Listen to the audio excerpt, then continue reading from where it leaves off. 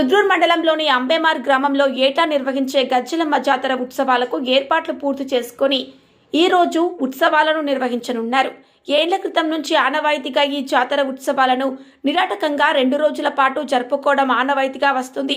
గ్రామ శివార్లోని పచ్చని పంట పొలాల నడుమ గజ్జలమ్మ ఆలయం ఉంది.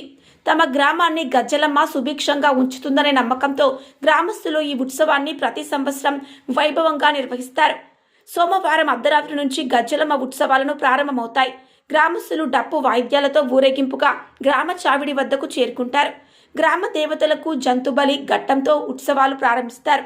మంగళవారం పోతరాజుల విన్యాసాలతో గజ్జలమ్మ ఆలయానికి తరలి వెళ్తారు.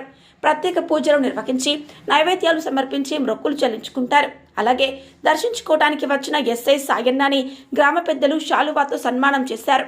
కార్యక్రమంలో కమిటీ ఆలయ సభ్యులు రంజర్ల గంగారాం, గంగులి రాములు, కమ్మరి లక్ష్మణ్, గ్రామ పెద్దలు పట్టెపు రాములు, శానం సాయిలు, టీచర్ మహేష్, సానం పోషెట్టి, అల్లావుద్దీన్, నరేందర్, ఆర్ సాయిలు, ఇందూరి భూమేష్, ఇందూరి భూషణ్, మంత్రి గంగారాం, పట్టెపు శేఖర్, నర్సయ్య, పాపయ్య, మంత్రి సాయిలు మొదలగు తదితరులు పాల్గొన్నారు. దృశ్యం న్యూస్ శ్రీగాది శేఖర్, రుద్రూర్ మండలం.